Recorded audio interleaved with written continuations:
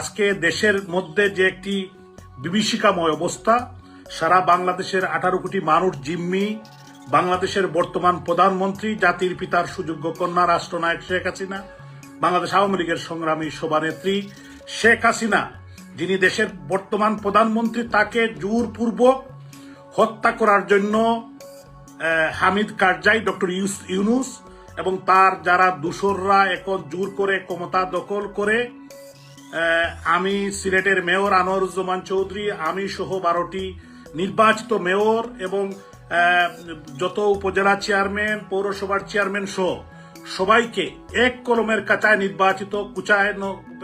নির্বাচিত প্রতিনিধিকে বাদ দিয়ে যে স্বৈরাচারী মনোভাব এই হামিদ কারজাই, ডক্টর মোহাম্মদ ইউনূস যে প্রমাণ করেছে, সে উনি গণতন্ত্রে বিশ্বাস করে না এবং উনার যে উপদেষ্টারা আছে তারা গণতন্ত্র বিশ্বাস করে না এবং আমাদের বাংলাদেশকে তারা একটি জিম্মি বানিয়েছে।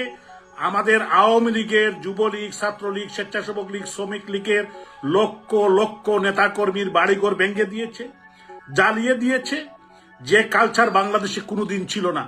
তারা পুলিশ হত্যা করেছে, নিরীহ মানুষকে হত্যা করেছে। আজকে তারা হত্যা করেছে আমাদের বাংলাদেশ ছাত্রলীগের সাবেক সাধারণ সম্পাদক ইসাক আলী খান পান্নাকে। এরকম আমাদের শত শত হাজার হাজার নেতাকর্মীকে হত্যা করেছে।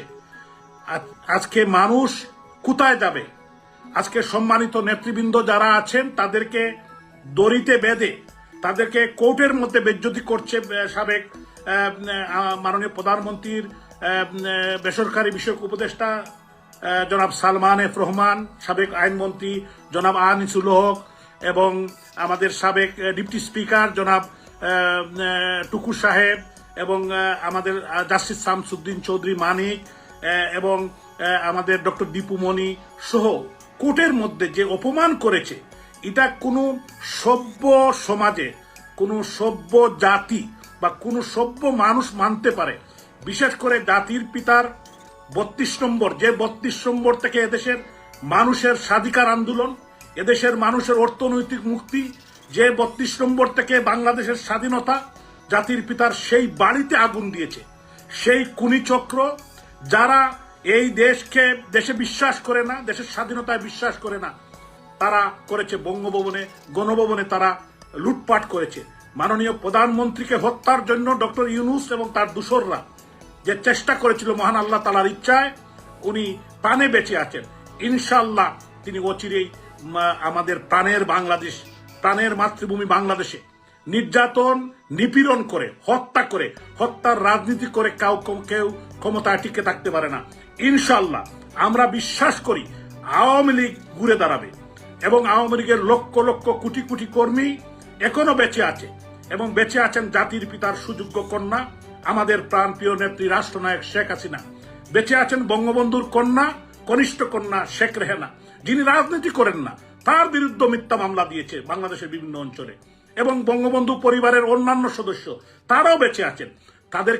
তাদেরকে ভাবতে হবে, তাকে চিন্তা করতে হবে। এই দেশ থাকবে, এই বাংলাদেশের মানুষ থাকবে, এই বাংলাদেশের বিবেকবান মানুষ থাকবে, বুদ্ধিজীবী সুশীল সমাজ। আমি সমস্ত দেশবাসীকে, যারা বিবেকবান মানুষ, আমি আহ্বান জানাতে চাই, আজকে যে কার্যক্রম, যে খুন খারাপি, ডাকাতি, ছিনতাই এবং বিশেষ করে শিক্ষক, বুদ্ধিজীবী সুশীল সমাজ, নির্বাচিত প্রতিনিধির উপর যে হামলা, মামলা, নির্যাতন শুরু হয়েছে, আমি মনে করি যে এখন প্রতিবাদ করা শুরু করতে হবে।